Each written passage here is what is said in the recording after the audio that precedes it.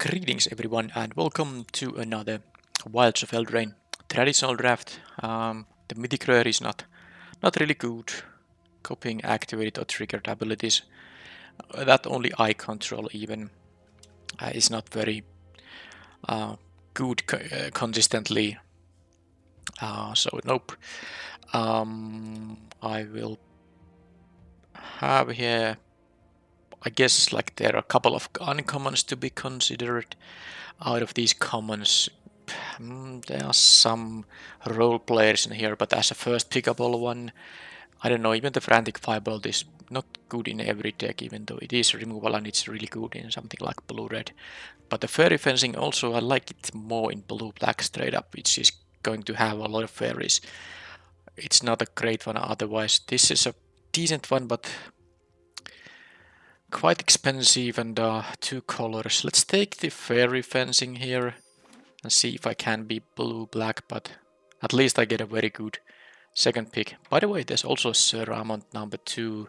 Had I taken that, maybe the good choice would still be to pick the Candy Grabble, which is the best card in the pack, but it would be tempting to start with 2 Sir Amonts and then try to really have a lot of roll tokens to get great value out of these cards.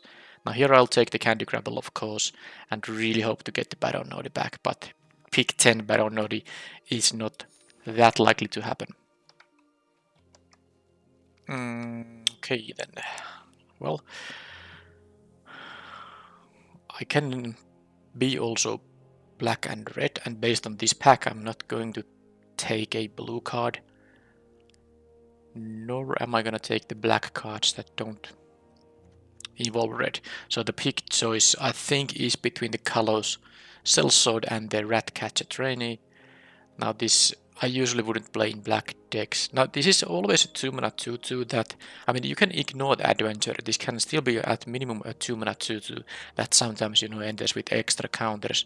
But of course you want to be able to use the burn together. You could splash it though with stuff like Prophetic Prism.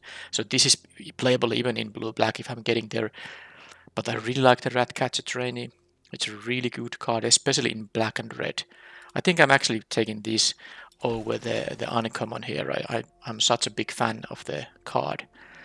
Right, so there's an Archive Dragon and Aquatic Alchemist, both reasonable blue cards. There's also the Root Rider Fawn, which is a very nice green card. If I had any green cards picked, that would be a consideration to take it here. But I think here I can just take the Feed the Cauldron. It's a totally acceptable removal spell, but not of course nearly as good as Candy Grabble.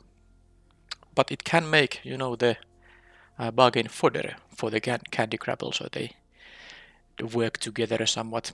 Okay, I don't see any white here, which makes me consider. I mean, I didn't mean to say white. I mean red. So the Ratcatcher Training might just be unusable in the end. I could take the Aquatic Alchemist still. I could take the Hopeless Nightmare. I think I would take it over the Not Dead After All. But the Alchemist is quite good and I have some triggers for it already. And if I'm blue-black in the end, the Fairy Fencing is probably gonna be a pretty decent card. So I'll take this over the Hopeless Nightmare. And still no red. And there's an okay blue card in Belna's Gatekeeper.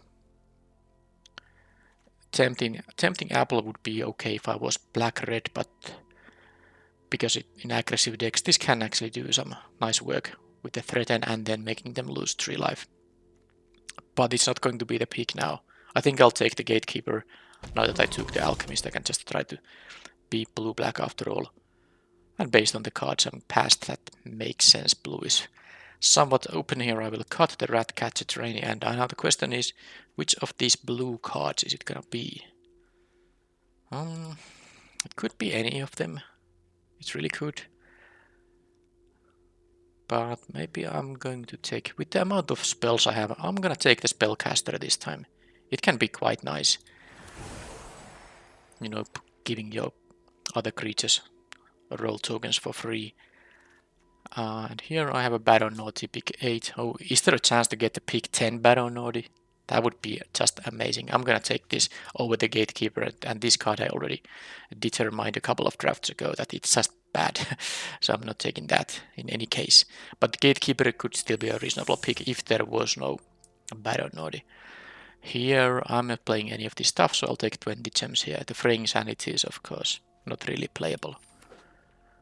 I don't think there's gonna be a Baron Nodi, but if I'm getting a Baron Nodi here, pick 10, I would be super happy. So no Baron Nodi here. There's a Scarecrow Guide, the Whisper, and then the 20 gems slash a card you could consider playing, but I don't think it's a very good card even. I have tried to make it work a couple of times, but it really hasn't given me any good results. Let's take the guide here. You know, I might need a 2-drop and I might want to have the splash ability. It has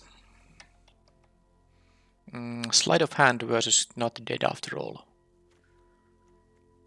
Well, I think I might take the sleight of hand here. If I get more aquatic alchemists, these cheap cantrips can actually be quite nice with it. Okay, I got the Archive Dragon here. Well, I'm very happy to have this. This one I didn't quite expect to get it past pick 12, but I suppose it is a 6-drop, but I mean most blue decks want to play it. Let's take the Whisper here. I don't usually want to main deck it, but I could see sideboarding it in some cases. Okay, Bitter Blossom.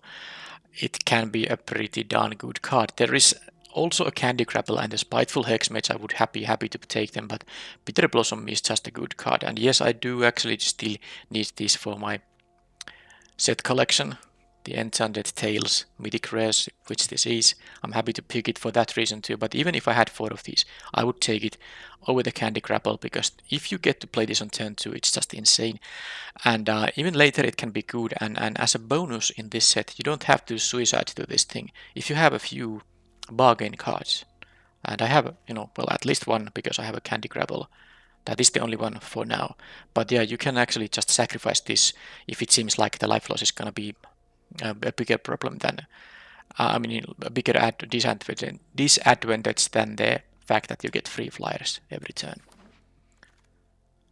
And back for seconds. Okay, I really want to have more bargain cards now thanks to picking the Bitter Blossom, and back for seconds is totally a nice card to have in any deck that's playing black. So let's take that. And this pack has a Obura, excuse me, a Dreaming Duelist. It's great 2-drop and great in Faeries deck. So let's go on. And another Gatekeeper, an Ice Out. The Fell Horseman, not dead after all. Not quite sure. I have this Dragon here and one Gatekeeper, so I don't necessarily want to play another Gatekeeper, because yes, you can play it for 2 mana as a bounce spell, but you really want to also be able to play the 6-drop, and I have a couple of those already. So based on this, do I want to have the counter spell? Maybe I can. It's also something I can use to sack this if I really need to. Yeah, that maybe makes sense. The Gingerbread is maybe not so great in here, but it's an okay card. But and I might be a slightly aggressive deck because I have some flyers now, of course. But I like the counter spell there. Another Alchemist over the Conceited, which I believe is going to still be the pick. It's a good quality 2-drop here.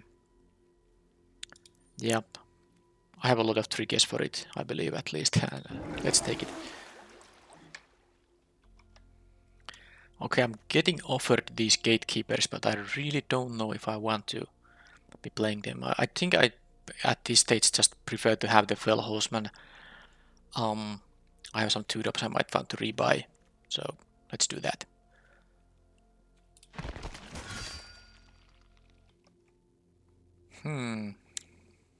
That's a very late Sarai. I'm not going to splash for white, and the Snare Master Sprite will be reasonable here. There's a Curiosity as well, and I have some flyers, but I think I'd just rather have another fairy here. And here it's okay. How about the Repercussion? I have a four of those, so I don't even have to consider it. And here we have an actual good card, especially in a Faeries deck, the Spell Stutter. I would want to also have the Evolving Wilds, but the spell starter is really good in Faeries deck because this can be a hard counter more reliably even later in the game. Okay, another spell starter. I guess I could play two of them. Maybe I won't be playing the Ice Out. Yes, it has bargain, but I don't really want to actually sacrifice the Bitter Blossom. I like to have a couple of outs to sacrifice it if I really need to, but I'm not going to play Ice Out just because I have a Bitter Blossom I might want to sacrifice in some rare situation. And okay, there's 2-drop. I don't think I'm gonna play it. I don't think I want to play the Scarecrow guide as well, but I have here a couple of Alchemists, a Baron Nodium, Bitter Blossom, couple of spell starters. They all function as good 2-drops I want to be playing here. I don't even have a plan playing on the Prowler, so I'll just take the uncommon. Also a card you maybe sometimes could play as a sideboard card, but I don't think I have really used it for that purpose. Not Dead After All is a playable card. I don't mind main decking it if I need to. Of course, I have a bunch of cuts to make, but the full pack indeed is coming. So this is not. This is going to be among the first cards to cut. And another Fell Horseman. I doubt I'm gonna play two in the main deck, but might as well put them there. And the last pick. This is how what limited looks like nowadays.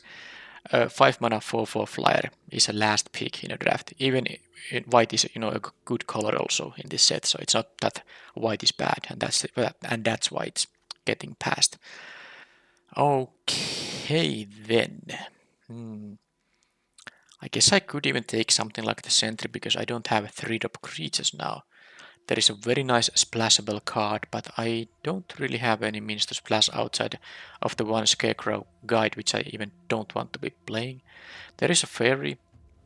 There's another back for seconds, but I have a Fell Horseman here too, and not that many creatures. If I play two of these, I wouldn't be playing any of the Fell Horsemen. I think I'm actually taking the Sentry. It's an acceptable 3-drop with some offensive capabilities as well, and here I will take the Spiteful Hexmage. Nice early drop here.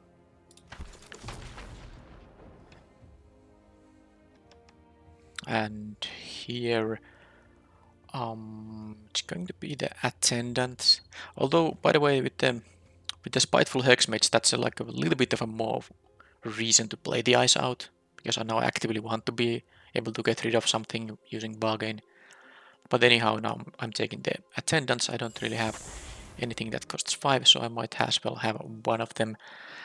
Okay then, card draw, another back for seconds. There's also this Into the Fair Court. There's this thing too, but I don't think it's even that good. Just a 4 mana 2/3 flyer. I think by today's standards, this could be a 3/3 flying with the same ability. There are not that many amazing adventure spells to copy. Anyway, maybe I'll take the back for seconds now. Yeah, I'll take it, fine. Consider which Scream Puff. I like the Scream Puff. There's also the Coralsmith, by the way, which I also like quite a bit. And I might, in fact, prefer the 3-drop. Okay, the Witch is good because it can give this Hexmage a counter. You don't have to bargain this away. You can just give another, not a counter, but a Railroad token. I guess that's good enough of a reason to do it. It's also going to trigger the Alchemist, so let's take the Witch instead. And Shatter the Oath is going to be the pick now. Just straight up removal here. And nothing. Well, there's another copy of an Ice Out. Misleading Modes. I have a lot of playables here. These are not the kind of cards I'm looking to play here, so I'm just actually going to take 20 gems here. How about here? There's a very decent sideboard card, but I do have a couple of counter spells, actually 3 of them already, and I don't have anything that fixes my mana other than the guide which I'm looking to cut. So I will take the Evolving Wilds. I don't need the card draw spell because I have a 2 back for seconds, which is has a very similar role. Let's do the mana fixing thing here now. Crystal Grotto. I don't like to play it in 2 color decks. Because if you fix via this thing, the spell is gonna cost more mana. I like to splash a third color with it. I'll just take in 20 gems. I don't care about anything about that. Okay, I can take the assassin here. That's a totally reasonable card to play in the deck. I have one of these in the sideboard. I will take the spreading seas. I don't think I'm gonna play it, but at least I'll take it. Okay, another copy of a sleight of hand or the Grim Search here, which I could still take. I guess I'll take the Grim Search over second sleight of hand. And that was the draft. Okay, cut the lands.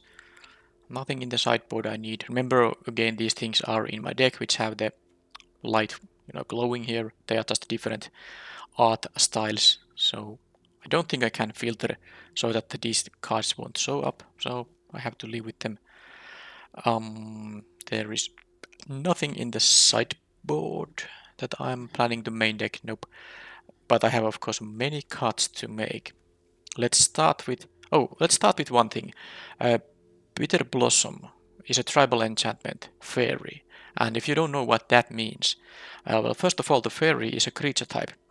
And normally non-creature permanents can't have, or non-creature cards can't have creature subtypes such as Fairy. But that's what the tribal does. That is that happened in original Lorwyn, I think, and it's a discontinued card type, but it is an actual card type, so counts for Tarmogoyf, for instance. But the point is that it actually grants, it can be paired with any card. So it can be a tribal enchantment, it can be a tribal artifact, it could even be a tribal instant or sorcery. Those are also cards that are in the Lorwyn block. But the thing is, it just adds a creature type to a card that is not a creature itself. Well, that makes sense when you have creature synergies, like if you control a fairy, do this or that. And that's why I mentioned this, because my deck has fairy fencing, which says if you control the fairy, and I have a Baron Nodi, if you control another fairy. So it actually, both of those count Bitter Blossom. So that's nice also to turn on those two cards. I'm not sure if this deck has something else that cares about fairies, but at least those two care, and Bitter Blossom does in fact work with them. Something to keep in mind. Now, what to do here? I'm going to cut both of these horsemen because I have two back for seconds. You don't want to have too many effects that bring back creatures from your graveyard, because you don't always have a lot of creatures in the graveyard. It really depends on how the particular game is going, and so if I have, like, for example, two back for seconds in my hand, the other one won't probably get used anytime soon. But I'm willing to play both of these because they are quite good. Now, 29. If I cut the Scarecrow Guide and the Wicked Visitor, which were cards I wanted to always cut anyway, and the Spreading Seas, how does my creature curve look like? Come on. This like doubles as a 1-drop and a 3-drop, but it can be there now. 4 plays on turn 2, Candy Grapple, Bitter Blossom, 2 spell starters. That is way... I mean, this is just enough for turn 2 plays. There are actually 5 legit things I can do no matter what. So the 4 creatures and of course the Bitter Blossom. And if I don't have any of those, I still might have a spell starter or a Candy Grapple, which I can use to interact with opponent's plays. So this is enough early drops. But I will still cut some cards, so the Sleight of Hand is the first one to go out of these. I don't think the Not Dead after all is that relevant either, especially because I do have 2 back for seconds, so I don't mind my creatures dying. And this is 24 now. Gatekeeper also doubles as a 2-drop because of the adventure it has. For the Spellcaster I have, look at this, 7 instants, 3 sorceries, and that's not counting the adventures. That's 1, 2, 3, 4, 5. 5 cards in addition to these instant sorceries that can trigger, the Spellcaster. So that's quite a lot. I'm gonna play the Spellcaster for sure. I could see this being a 16 land deck, because even though I have 2 6-drops, the Gatekeeper and, you know, 2 5-drops too. The Gatekeeper and the Attendants both have some utility that costs only 2 mana. I have only 2 4-drops. So basically I have only 4 cards in the deck, to the Dragon, the Shatter the Oath, and these 4-drops that require me to have more than 3 lands in order to do anything. 4 of them. I'm not that likely to draw, like, I mean, if I'm slightly unlucky, I can early in the game draw 2 of them, but it's quite unlikely to draw 3 of them. And especially with the combination of drawing only 3 lands and drawing 3 of those 4 cards at the same time. That is not a likely scenario. Which is the reason that I'm going to play with 16 lands. I also have a rather healthy number of cheap cards in here, so if I'm stuck even at 2 mana, I can still do various things, and at 3 that's gonna be increased quite a bit. And one other thing I wanted to check is that how many bargain effects I have, mostly for the Hex Mage, but it's also good to know for the Bitter Blossom. So how many cards have bargain? Okay, this is 5 with bargain, and I guess there's a 1. Let's just put a roll token here. So 1, 2, and 3 cards that can, and in addition to those 5 bargain cards, I have 3 cards that can just knock off the Cursed Roll token.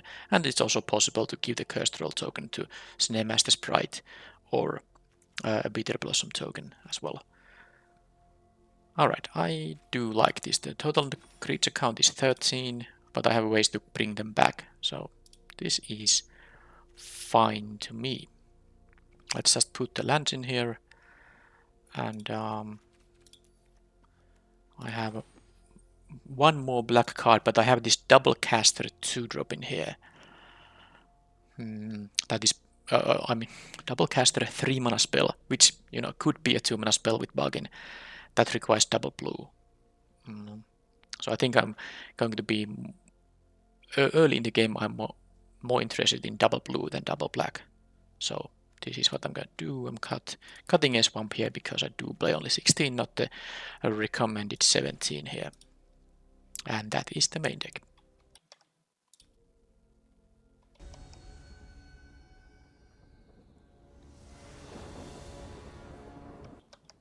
Okay, there it is. I hoped I could showcase a turn 2 Bitter Blossom, because that is amazing. It would be even better if I was on the play. I'm on the draw, and this hand is otherwise quite bad, but I mean, with the turn 2 Bitter Blossom, if the opponent can't deal with it, I'm just the likely... I'm the person who's likely to win this game. And there is the, you know, and I remember it, Bitter Blossom does count for the fairy fencing. Now, if they count, this is... Why did they have to have Plains and Island? Please don't counter it. Thank you.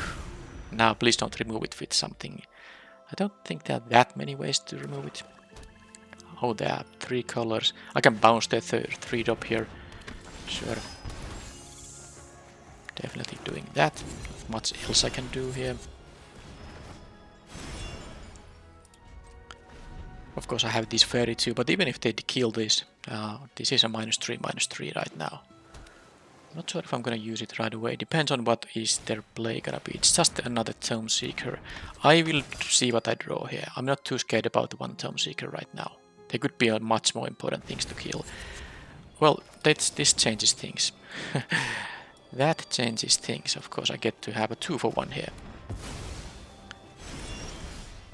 And, well, I'm gonna redraw the Fairy Fencing. That seems like a very, very good idea here.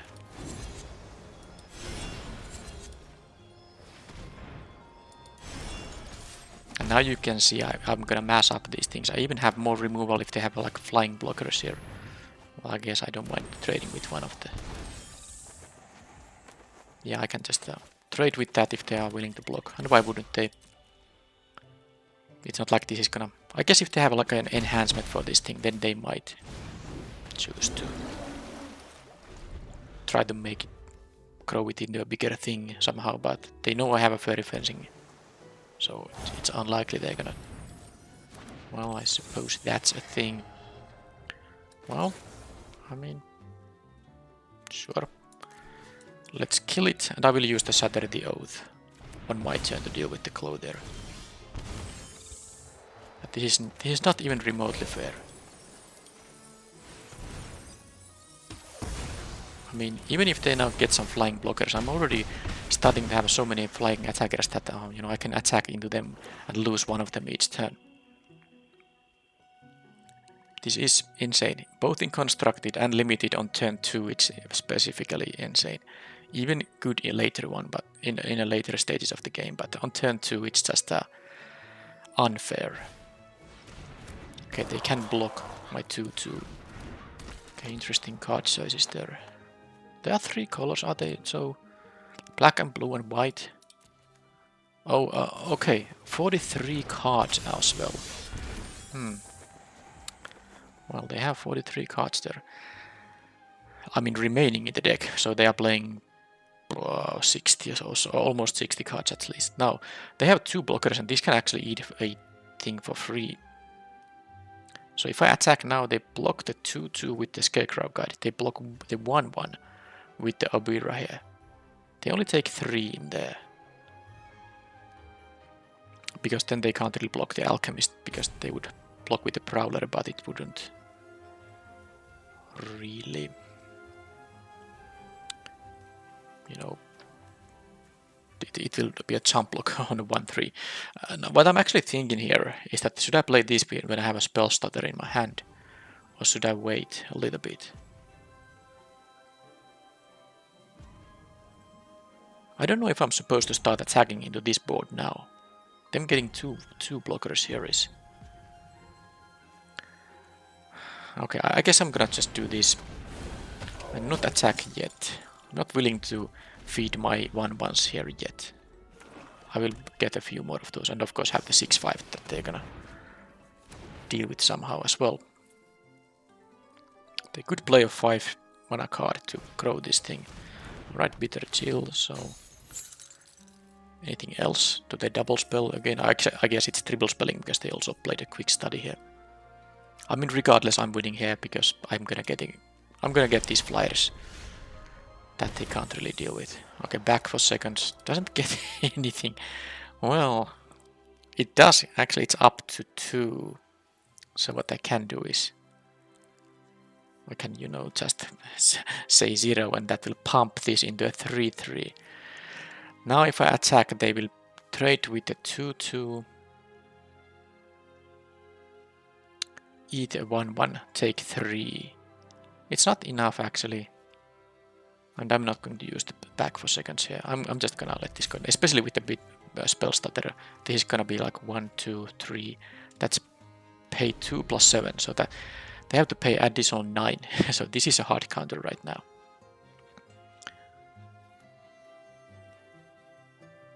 Yeah, this thing actually does count the spell stutter as well. Didn't mention that in the deck building.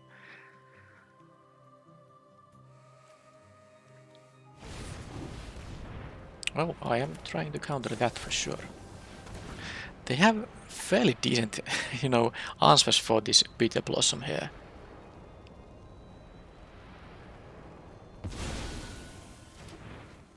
But I think I'm going to start attacking now. This is enough of a board presence. Unless they still have a... If they still have a flying blocker or a reach blocker, whichever. Well, I don't seem to do anything right now. But now in fact, I'm not going to use the back for seconds as a do nothing. I'm also going to leave the Alchemist to block here, so I have 2 blockers. Just to make sure that I don't lose to some nonsense in here. Because I'm taking 1 life loss per turn here, of course. Oh, they do have more flyers in there. Actually, it's gonna be a little closer now, but I'm still going to mass enough creatures here. Yeah, no creatures in the graveyard thanks to their removal being this sort. Okay, so they have 2 blocks. I don't think I'm gonna sacrifice 2 of these. Yeah, I think I need to draw one of my removals now. Okay, they can attack. I will just block the Prowler if they would have done that attack. Okay. Attack with 4, they go to 4. Yeah, I can't do that. Wow. I thought I was easily winning, but they had, you know, all these flyers. They basically just are built to block one flying tokens. And remember, I'm playing against like something like almost a 60 card deck, so... Well, to be fair, I'm flooding here a bit, but still. Now, if I attack with these, they go to 3.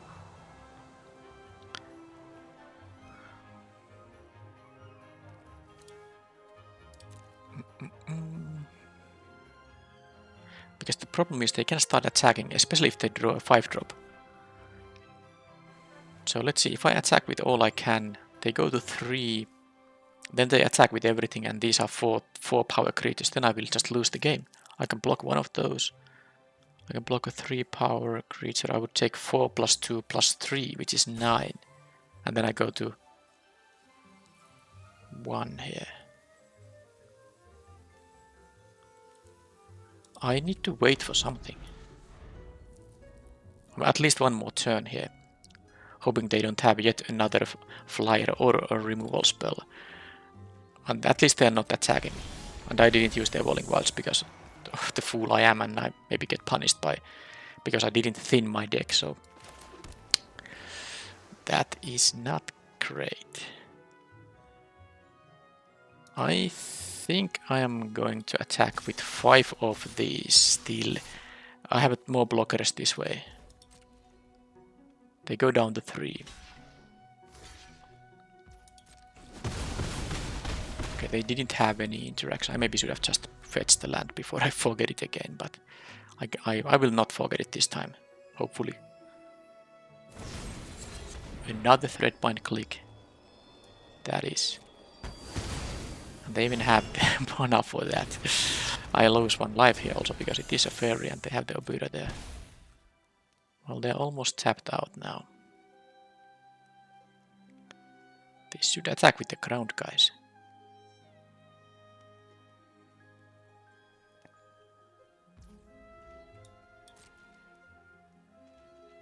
I mean, at least with the 3-4 here. Okay, let's not draw any more lands. I have only 4 lands after this, so it shouldn't be too hard to draw 1 spell here. Yeah, that's actually very good with Bitter Blossom. That's amazing with Bitter Blossom. So therefore I'm going to not attack, because I mean they are tapped out basically. But they have 3 blockers and I have only 4 flying attackers here, so they are not gonna die. So I'm just simply doing this. And then with the Obura, this is actually gonna trigger. I mean, Obura is gonna be triggered by... Okay, well there is that. So now they should attack with the ground guys. Because they are not going to block here my guys anyway. Am I actually losing this game? Okay, that is at least... They have to attack with the Prowlers. There's no reason for them not to. Okay, now they make the correct blocks in here. But this should be... I mean, they got another flyer, of course. But... No, okay, this is different now. They have only 1 flying blocker, so I can... For me, it's enough to... Assuming they have nothing with the 1 black. I mean, what they could have is a fairy fencing of their own. It's -3, -3. But of course, I must block in a way that, you know, I can't lose here.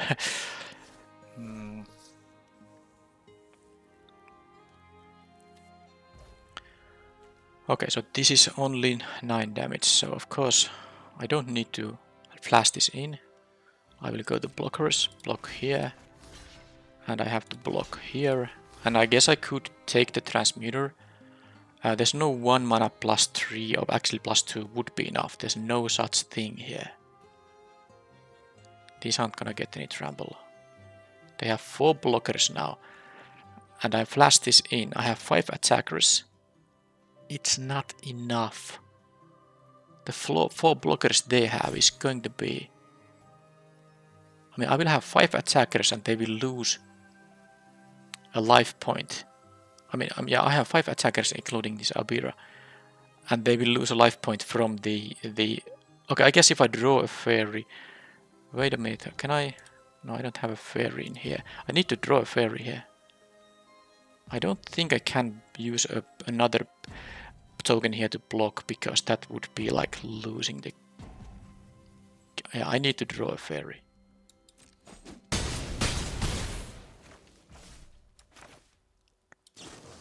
I guess the removal works too. That works too. That actually is, that does double duty. But man, this was close. I would have lost otherwise. If I now drew like one of the few lands I have left in my deck, I would have lost. There's no reason to do anything than just attack with everything. Wow. What a game.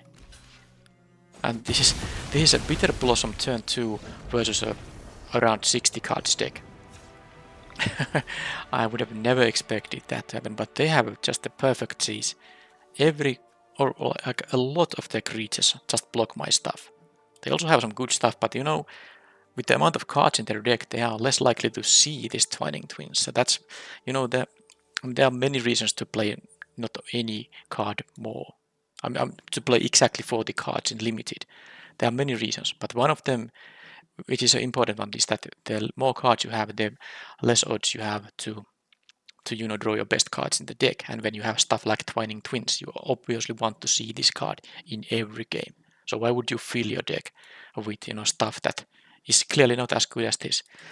But that was very hard to win. How am I gonna do this? Well, I mean, it was mostly hard to win because I flooded quite a bit in there, but still. Is anything here going to be better than the stuff I have? I don't think. My deck is pretty good here, so I'll just use the same. Not Dead After All would be a good sideboard card against decks that have a lot of destroy or damage based removal, but this deck isn't that kind of a deck. So yeah, let's just maybe not flood out. And this is even a 16 land deck, and I still drew most of my lands. I shouldn't be whining because I got the turn 2 Bitter Blossom, which they couldn't answer, but it would have been a little bit annoying to lose that game, and it was down to my last top deck. I had numerous outs in the deck, for sure, but I still could have drawn something irrelevant. Okay, yep, let's play the Albira on their turn. If they have a counter spell, I guess if they now have specifically an ice out, it would have been annoying. So this thing is a 2 for vigilance, and then spells you cast this turn are cheaper, but they have to also be white or blue. And it depends on how much life they gained, so not too concerned. I'll just play my fairy here. I'll pay for that. Start clocking them in the air, but of course I know they have a lot of flying blockers that can deal with these things, but I guess I have a Stingblade Assassin, which is gonna deal with the first one. Do they still have... Yeah, they still have... this is 4 permanents, 6 cards in hand. This is actually 59 card deck. That is a 59 card deck. So I'm not expecting to see their best things. Grim Search is going to be here the main phase. I just don't wanna miss my land drops if I can avoid it. Okay, this is gonna get me the swamp, I suppose. Or do I want to...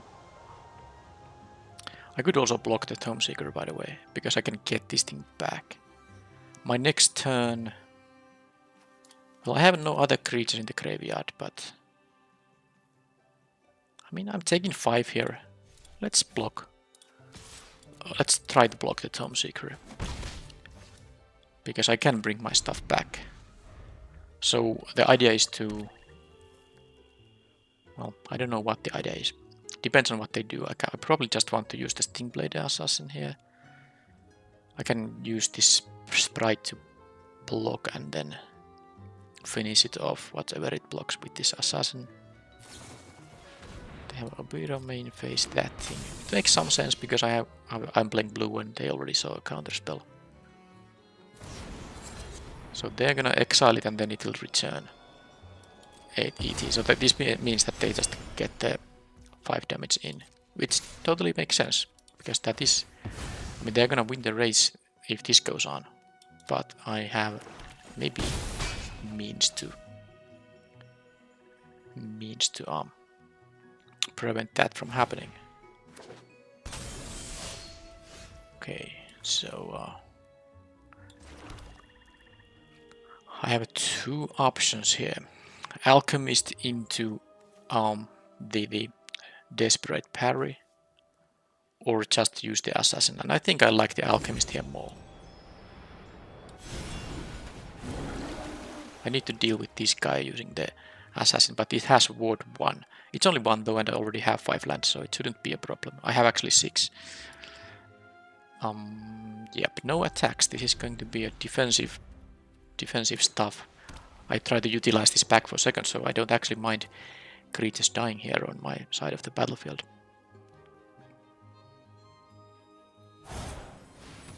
That's going to give a counter to someone.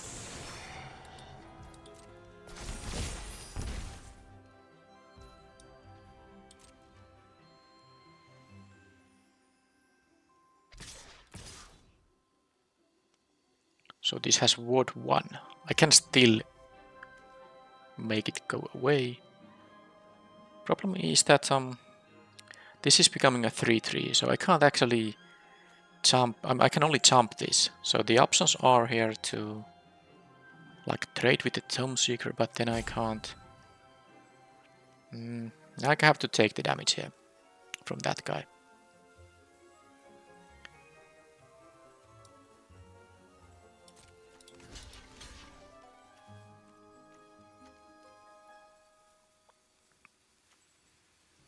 I'll just put everything there. So I can pay for the ward. This is 2 mana spell, I have 3 lands. Yep, it's fine. And then I guess I'll just play my attendants then.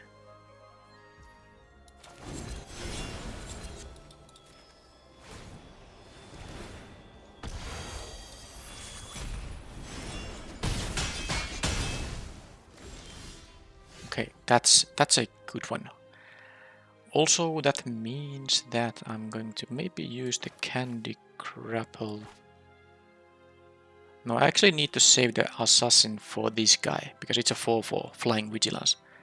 Or the Candy Grapple, whichever. Because it's tempting to just leave 6 mana open, let them attack, and then use the Stingblade Assassin here. And the Candy Grapple. No, it's not what I want to do. I want to do this. I can tap out here for now. I can lose creatures because of the back for seconds. So they have a bitter chill for that. That's I mean, that's a perfect. They even needed the triple blue turn here to play this and the double caster, which they have here with the, of course, 3 color mana base here. Sure. Well, I mean, I will take 3 here regardless. It doesn't matter unless I start jump blocking. I don't like that. Okay, let's do this. Take 3. Not much I can do about it. Lose the Alchemist, that's no big deal. The Spellcaster is nice for sure. But I actually do need to just... yeah, this ward is 1. I mean, I actually prefer to land here so that I could have used the Candy Grapple and the Assassin and pay the ward cost. But now it's not happening. They had a pretty good draw in this game. The bitter chill here on the attendants especially. My creatures don't die, so these back for seconds don't do much here.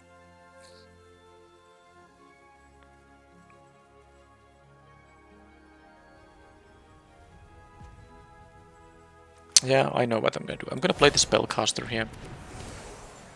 And let them attack and just hope they don't have more interaction. It's pretty important. I'm gonna jump block the twining twins here. Okay, they get something back, but is it gonna be something that they can use immediately?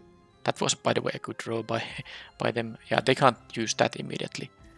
So now I have a good, you know, if they attack with everything.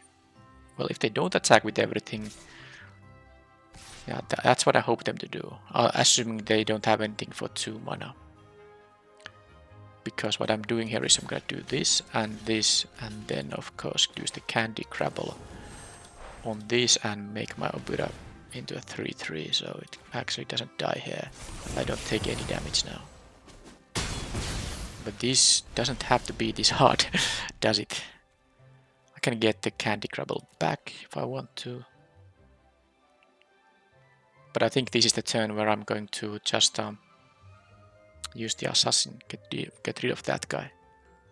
The problem is if they don't attack with the Twining Twins. But I need 5 mana to deal with it because it has ward 1. Yeah.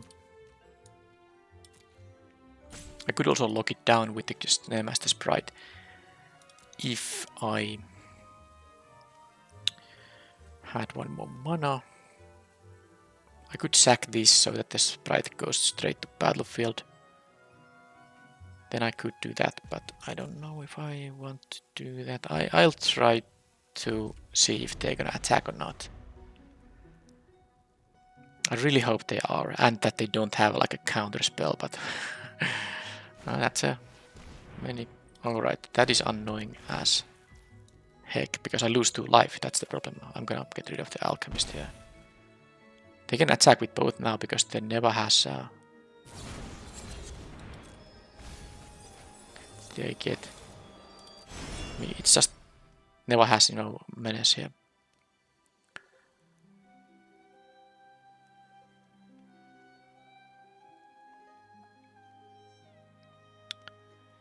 If they attack with both, I'm gonna go to 1. And if they get rid of the Hopeless Nightmare, this is actually picking a counter if they can. Well, I know they. Okay, I know exactly what they have in their hand, so they can't. They don't have black mana to actually deal with that. But if they now are smart enough to not attack at all. Oof. I mean, I guess they should, though. Do they know what I have in my hand? I mean, I could have some other instance than the Stingblade Assassin. Well, I mean... Okay, this is the game we are playing here then. This will become a 3/3 when they sack this. It gets counters when they... Okay. Yeah, I have to do this. Wow. Okay. Okay, opponent.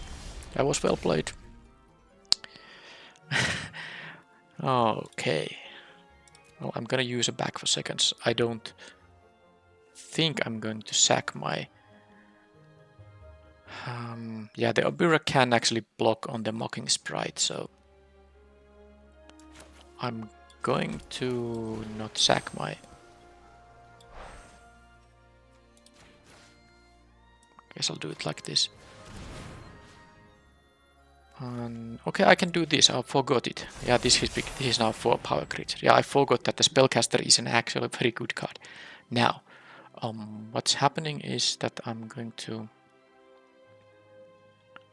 I'm still having some troubles here, but... Okay. I'm doing my best. I'm gonna tap down the Menace guy. And unfortunately, when one attacks this, then I need to start attacking at some point. But at least they have a Scry 2 left in here. But do they have more Twining Twins?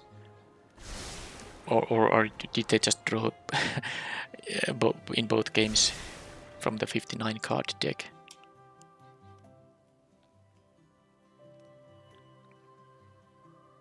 I would really want to be able to attack, but I unfortunately don't think it's that easy at all.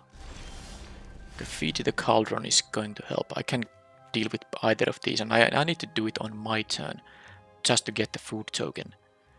Now this thing isn't actually that important because the spellcaster can keep blocking it. So maybe I will take the Mocking Sprite after all. But what I'm doing here, I could actually do...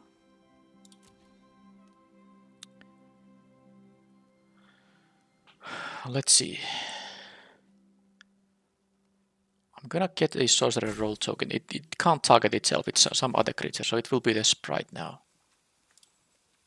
Could take the Candy Grapple here though.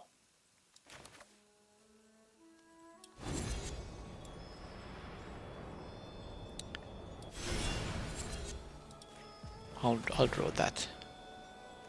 That goes here. And then I can... Oh. I have to make up my mind what to do this turn. Well, assuming they don't draw... okay, there's Cry to top though, so I need to...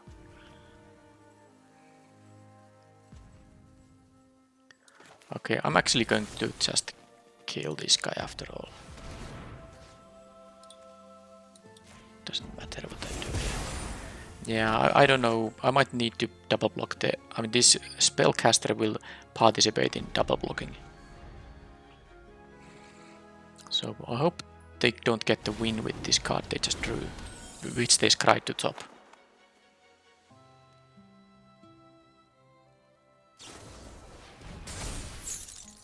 They do. They actually had a Succumb to the Cold. This has Menace.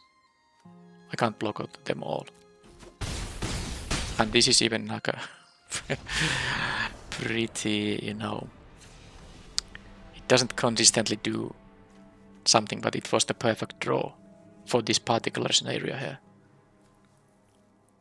Okay, maybe in the last game they want to draw this card. I don't think there's like anything for me to, you know, do differently. I just honestly don't think there is anything, so I'm going to keep sipping the same deck and just hope they don't get those just perfect draws. I mean, it was such a... I mean, there was not many turns for them that where they didn't do something extremely relevant. Can't keep this. Okay, so as much as I like the spellcaster, I don't want to lose a land in here. I don't want to lose my 1-drop, which I can start and use to deal at least some damage here. And the assassin will be good. The removal is good. It has to be the spellcaster, but I'm very sad to see that happen. So let's just draw a Bitter Blossom. Oh, come on, not like this. And I'm gonna lose a land here. So Mulligan to 6, get hit by discard. I mean, let's see if they have a Swamp Plains Island on turn 3 now again.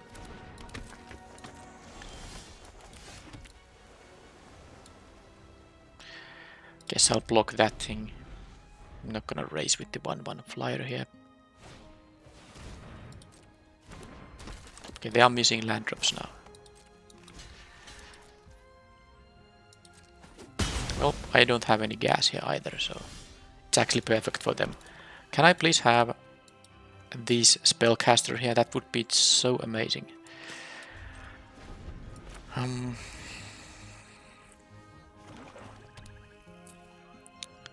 Okay.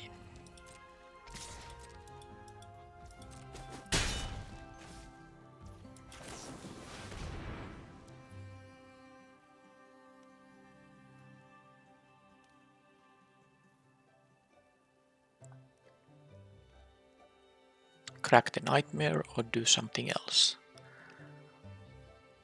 If they can kill this or counter it, I'm just totally top decking here. And that would be horrible. I don't know what's the hold up in here. Alright, finally something that makes sense. A creature, which even can, you know, it's offensively quite good when you have extra mana, and definitely I have. Okay. That's actually not really a good idea to do right now because they want to see what I'm gonna do. And it might affect how they scry. Now they don't know about the sentry coming up.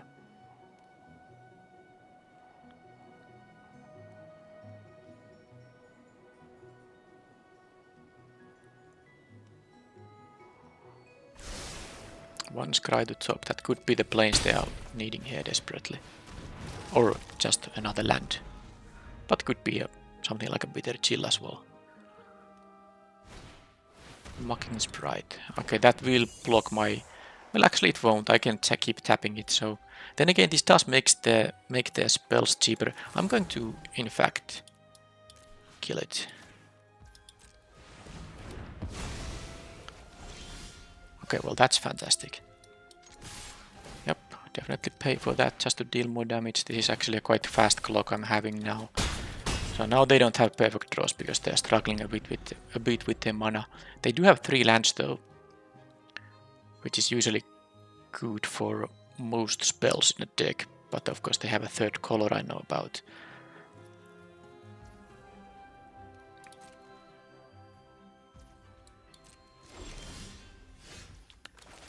Okay then. If I didn't draw the sentry, this would be horrible. But since they don't have an interaction for my guys, now of course they would need to deal with both of these. Both are lethal. So I think the match is over now. Succumb to the cold. Well, that is gonna give them a little bit of time. This is an instant. They should have done it on my turn. Because... I mean, now they're actually... These untap 1 turn faster.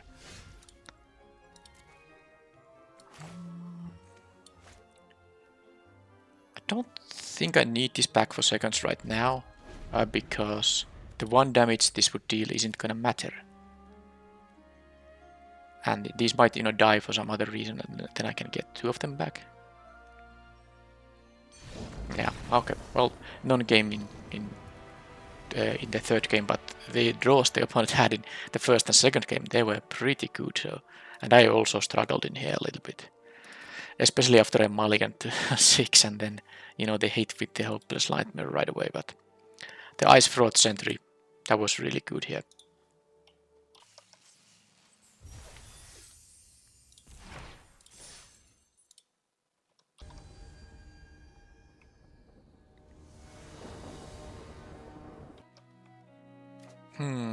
I'm gonna mulligan this. It's all black cards and 3 islands. Classic. The opponent mulligans too, so... And I guess this gives me another out to get a turn to Bitter Blossom, but sadly not the case. It's a keepable hand though. I think the Satyr the Oath as a 5 mana card with 2 lands is gonna go, yeah. I have this as a 5 drop as well. Don't mind having a land here. I needed to have the 3rd land for sure to just function here. Alright, Monstrosity. Wonder if I'm just supposed to gain 3 life here now. Don't think I'm gonna leave mana up for this thing, so let's gain 3 life.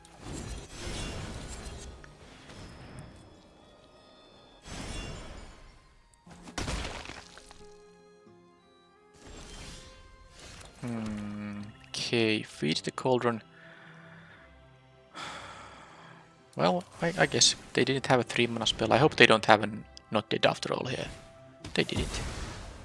Because I want to have the food token, so I wanted to do it on my turn. Of course, they did have this thing, which would have made the Ice Fraud Sentry a little better play, but I guess I go only to 18. I go to 17.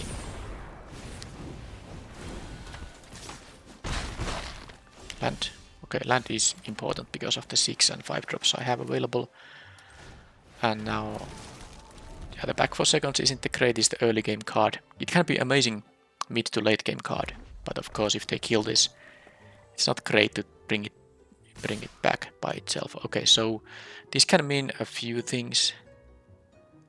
It can be their Stingblade Assassin. I'm of course blocking here. I'm just thinking it's not gonna be this because any pump spell is just gonna make it good. It could be the +2/+1 though, the adventure.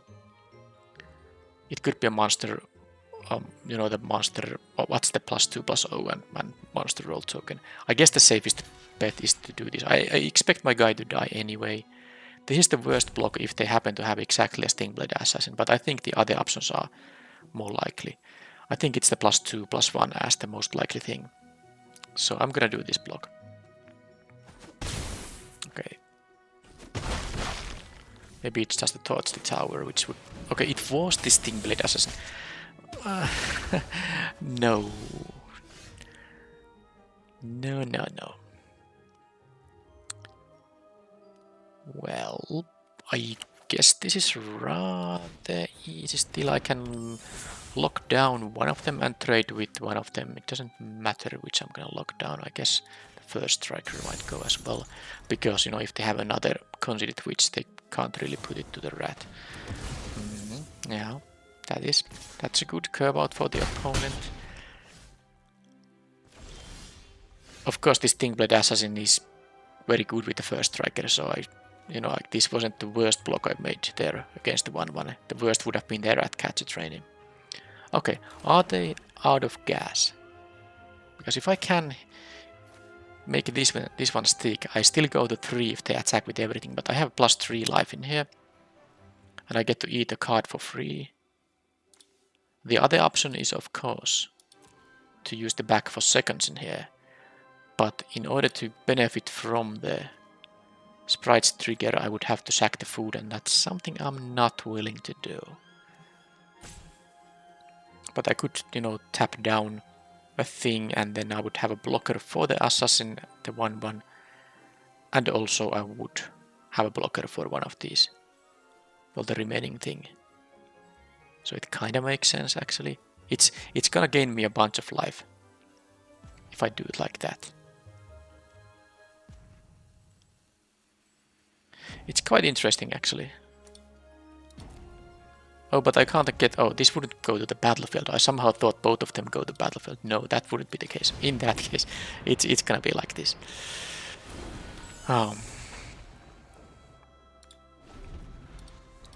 Wonder what kind of sideboarding I need to do against the black-red rat deck. Or do they just have a Candy Grabble here? Oh, right, yeah. I mean, fine. Have the perfecties. I will need to sideboard into defensive stuff. I saw -1/-1, which means the sprite is bad. This is not the worst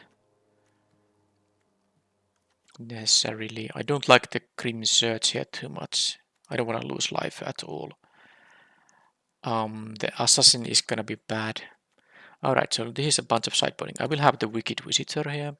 I will have, I think, Not Dead After All, after witnessing all that removal they had. And it could be a Sleight of Hand. Could be a Fell Horseman, I guess. I don't have a lot of creatures, so maybe it should be the Horseman thing. I can try to trade early. Yeah, the back for seconds also. I mean, I've drawn these so early. These are truly good cards, but when I have it in my starting hand, it's really not that great. But I have a good stuff to return. But I could see maybe cutting one of the back for seconds anyway, just to make sure I never have 2 of these in my hand.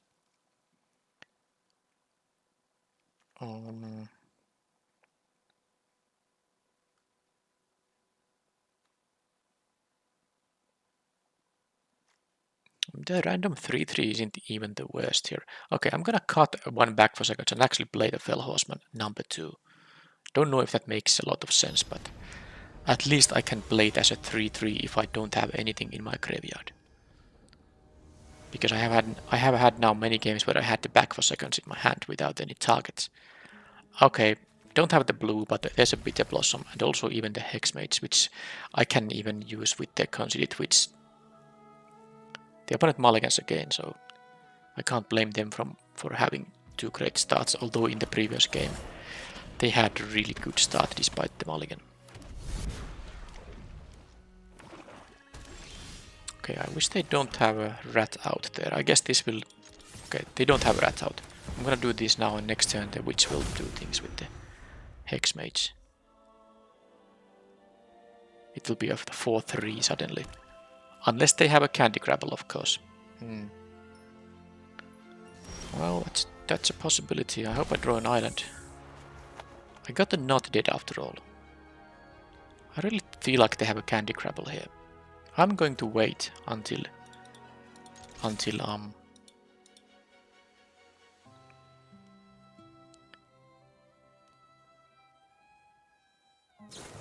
okay, they have it. Well, I'm gonna use this. It's not gonna be that. Oh, it's actually gonna be amazing because I have the 1/1. I can give the cursed roll token to that. Yeah, well, this is perfect. And now I can also do this. Just to free up the. I mean, have used these when they are tapped out. All right. Well, I mean, yeah, they have to block here. They can't really raise, even though this is really good for raising. I don't think they can raise, but they also kind of maybe realize that the only way to win is to raise, because the Bitter Blossom is very hard to. Yeah, they gotta deal 5 to me now. I need the blue. Of course I kept the hand with 2 swamps, but I also have drawn 3 cards, and not even the 3rd swamp. If I can't draw an island, but now I can. So, I'll have a game plan here now. I hope I'm not dying on the next turn. I maybe just should play the. I mean, I guess I can just leave mana up for the spell stutter. I'm not dying to this attack, so. And I have a lethal counter attack. If they attack with both, I have a lethal counter attack. Vermin in there. It's gonna trigger this thing, of course, but I can use a -4, -0 for that thing.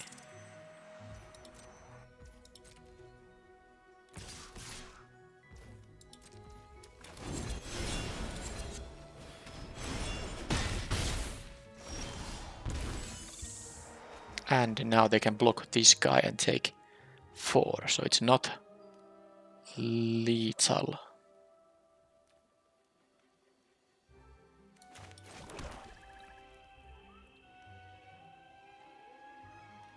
Well, I'm going to make them block, but how many blockers do I want to leave for myself? I think this is the play I'm gonna make. It's so sad I can't have the Witch and the Spell Stutter, because with that I think this would be a lot better. So now they are forced to block, unless they have a trick, but I suppose I can counter something.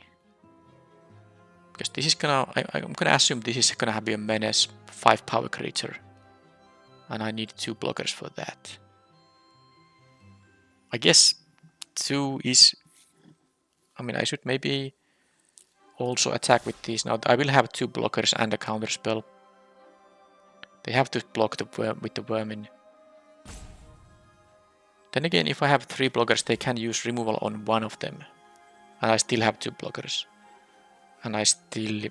But in that case, I don't necessarily have a lethal attack. And I will also be losing life on the next turn.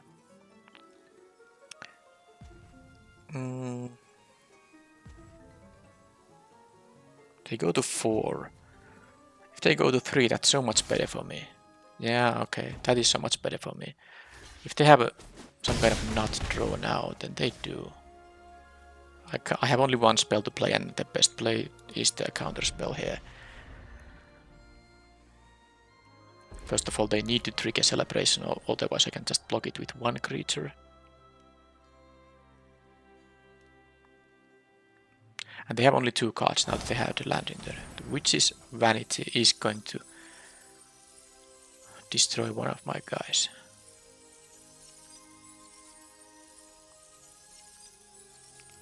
Well, that doesn't give them Celebration by itself, so as long as I counter the next spell, it's fine.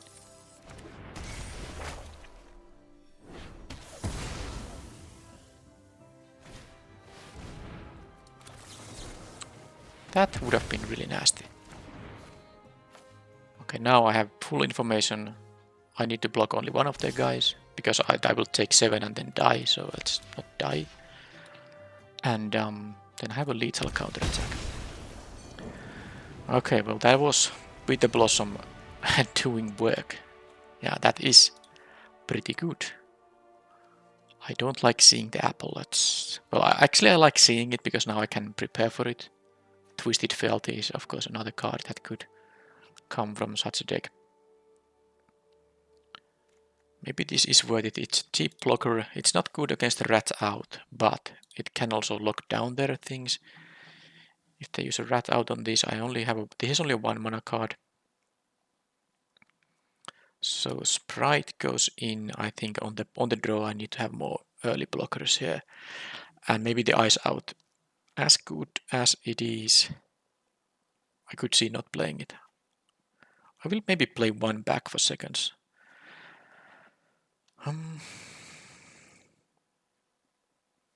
But I have 15 creatures now, although these don't count for back for seconds because when these go to graveyard, unless I discard them, I won't be able to bring them back. I could see cutting. Well, no. Shatter the Oath. I could see cutting that actually. Okay, I'm gonna cut that. 5-drop. Yep. This is the deck. So now I have to be on the draw, but let's hope to get a good starting hand. That is a good starting hand. Okay, no swamp, so maybe they don't have a Rat Out now. I'm definitely playing this on turn 1 rather than try to get some value out of the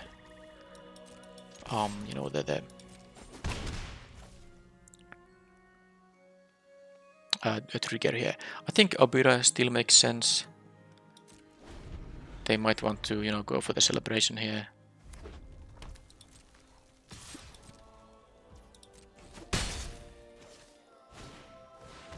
Well, that's definitely a good one, but I'll just kill that. I can kill it with 1 mana, so let's do that. Sadly, that does mean... No, it does. I can double spell. That's actually just kind of perfect, in fact. So this is gonna be x equals 0, confirm that. That's a -3, -3. And a visitor here. And now even if they kill one of these, as long as it's not a Toadstool Tower, I can bring it back. Besides, if it was a Toadstool Tower, this wouldn't work anyway. Okay, they can attack for 3. No blocks. And I guess I'm going to leave some blockers now. This is gonna block the Minstrosity. I can double block a Grand Ball Quest. Yeah, I'm not going to try to raise that deck. Just get the island right away. That's what I'm gonna get anyway, so. Let's try to stay at a healthy life total. Yep, there is that, but I will double block now one of the quests. Minstrosity won't be... I mean, I don't mind if they attack with the Minstrosity, of course.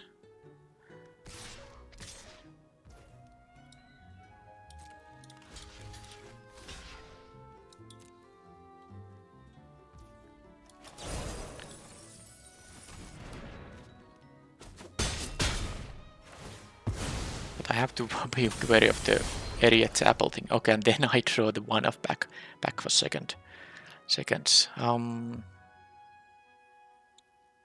Well, with that, I think I just should play my 3/3. But then again, it does not... If this dies, I can't get it back. But am I going to block with the Obira here? I'd rather deal 3 to them. I need to do it. I guess I'll just play this. One of these dies, I can get them back. Oh, ideally, I guess both of them die and then I get them back.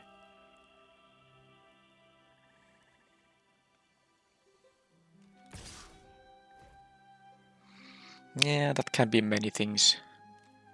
But I'm guessing I'll just do this block here. Okay, just a trade. They get their food here, of course. Okay, well, I need now actual removal. That is a little bit late. Alright, I lose to this Fennec. I mean, unless I draw something, because there's no way to win past that thing. Well, I have good outs. Even another flyer will be good enough, but I also am gonna go to the unhealthy life total I was wanting to prevent from going. Yep, I need another blocker or on that can fly or removal spell. Those are the Ratcatcher train is actually fine. Don't know if it really is. Well, this starts to be game over-ish. I'm gonna go to 3. No good attacks here. Of course, I had to play this with only 2 islands, and I couldn't even ice out this guy. And did a draw removal here.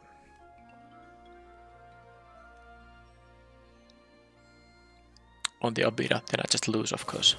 Yeah, well, I mean, that was the perfect draw for them.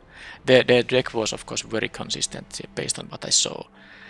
But this was just, I mean, they had one card in hand, it was the Assassin, and they drew top deck the removal. Of course, I would have needed to top deck removal myself for this thing, and I wasn't in a good shape, but I didn't even get the chance to do that.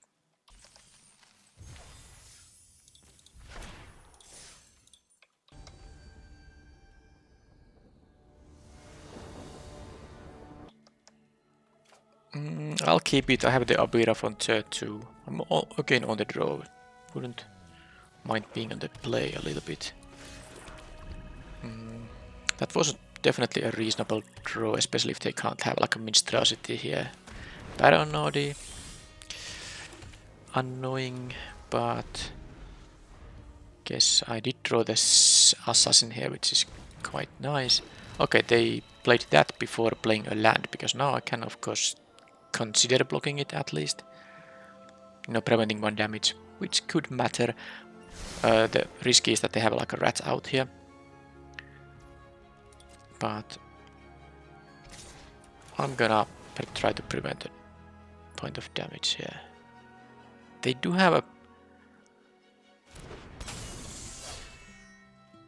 Okay, I mean they could have a not dead after all, or a rat out. But I mean, if they have rats out, then they have rats out. Okay, they did not. Okay, well, this is now a good spot to be in. Because I can either counter something if I need to, or then just play the card draw spell. And I guess there's also the Attendant. Now they seem to have a priority with the 1 mana. This costs 2 mana to use, so it has to be... Because if it was a rat out, they would have played it. So I think it's not dead after all. They missed their 3rd land drop, of course, but they scribed to the top, I believe. So I'm not going to counter everything. I would really like to draw the cards, but... okay. That works. Maybe that's a candy crabble on this thing now. No, it's like nothing. I no longer understand what's happening.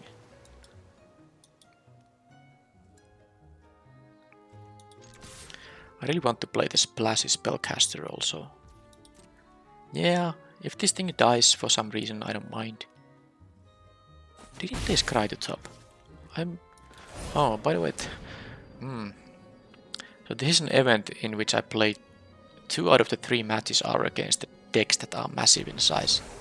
This is more than 50 cards in their deck. I think it's 54 cards. And they didn't even use this candy trail. Okay. This seems to be an easy mode, given that they're not actually doing anything here.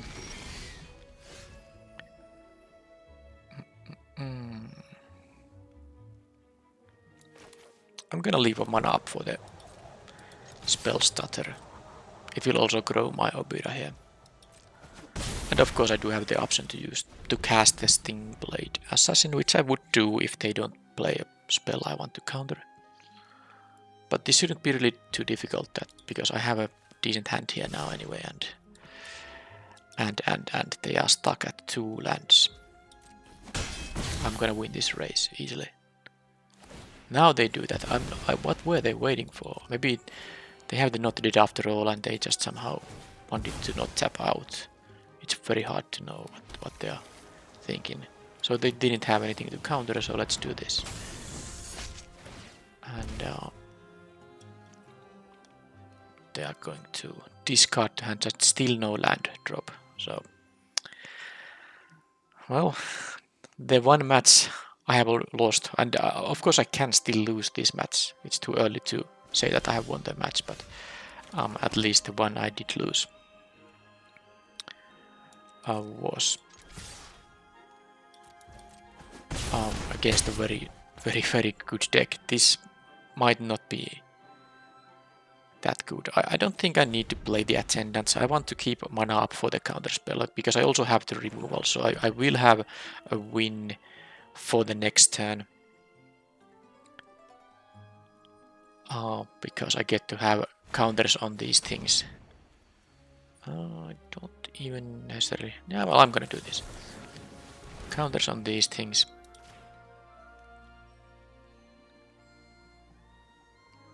Yeah, it seems like they do have a not dead after all there. Well, the good thing about that is, from my perspective, is that it will enter tapped. I guess I can put x equals 1 here. It will be -4, -4. So now this one picks up the counter. So this will enter tapped and they will be tapped out. And that's already 7 damage. I can also deal more by, just casting this thing will make them lose 1 additional life point. Okay, they didn't play that one either. So... Boom. Okay, let's go to the next game here. Yep. Well, I didn't see much. I did see the 1/3 flyer, and that they are apparently having green in the deck, but is something here somehow bad? Maybe the pack for seconds is gonna be going away, and I will play the Fell Horseman instead. Yeah.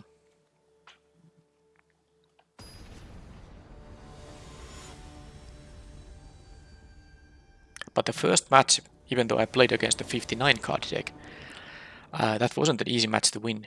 It went to game 3 and I had really some trouble in the first game too. Now they mulligan, I will keep this. It's, I get to play 1-drop, 2-drop here. And this flyer might do some damage before they get to deal with it. This was a good draw. In case they can deal with it. And I'll play the Alchemist now. Then I can make this into a... Well, I guess I'm gonna make this into a 2-2. It will trigger the Alchemist. And things will be fine. Now, if they have a kill spell in response, I think it's still fine, because I have the Fell Horseman that can bring back a creature from my graveyard, and they had nothing. So, yeah.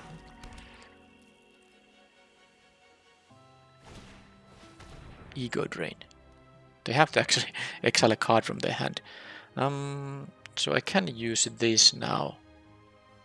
I will discard a card. Well, I mean, if they make me discard the Attendants, I get it back. So no, they're gonna discard the Fell Horseman anyway.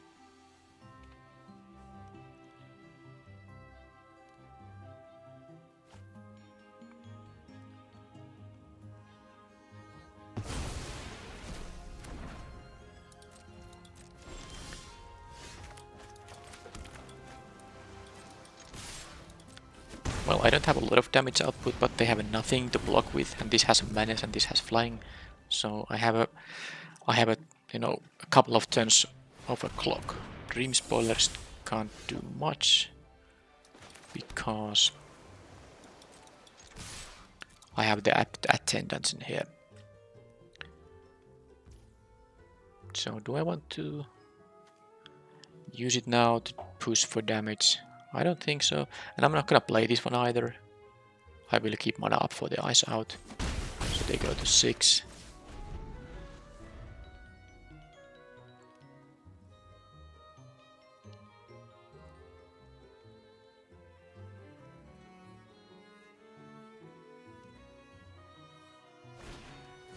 Yeah, they can commune with nature. That's 1 mana, and they didn't even hit the creature. This only hits creatures, top 5. Yeah. Sure. Dragon. Yep. Now they have to block. Because they know I can pump the Alchemist here.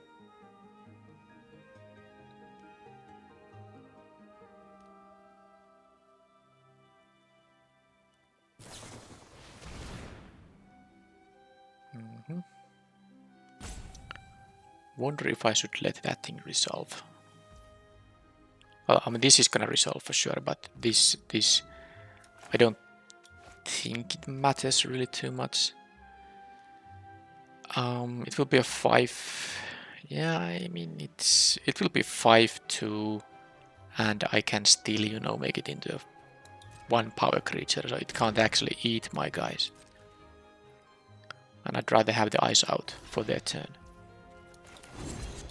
I mean, this way actually they even lose the creature. I guess they were gonna lose anyway because they couldn't block the menace guy. Alright, this should be game over because of the ice out. I still win through that thing. They can block a 2/2, but they take 3. So I should counter the thing that actually prevents my victory.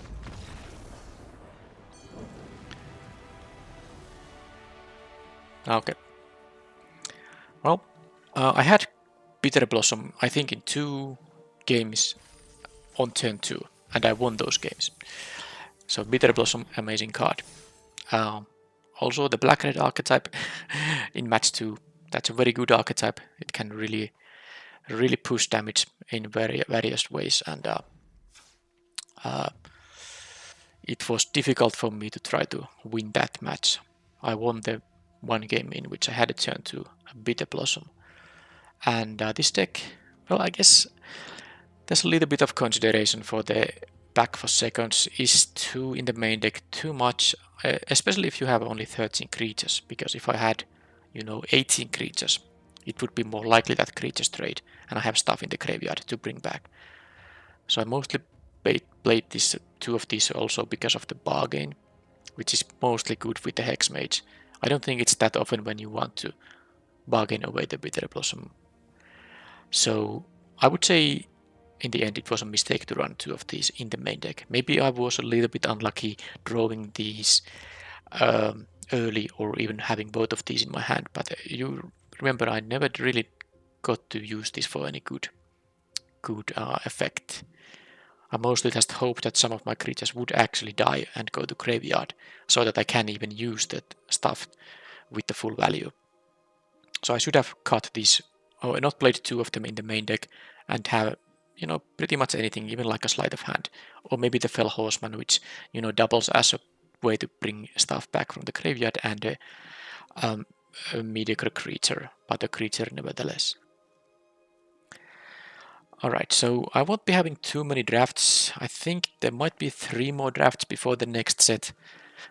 Let's see if I can have a trophy run. I have had many 2-1s in a row, but no 1-2s or 0-3s either, so this is a good result. Of course you will lose a bit of gems every time you go just 2-1, but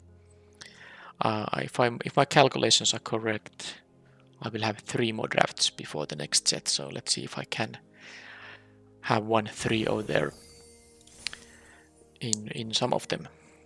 But that remains to be seen. I hope I see you in the next draft. Thank you for watching, and bye bye.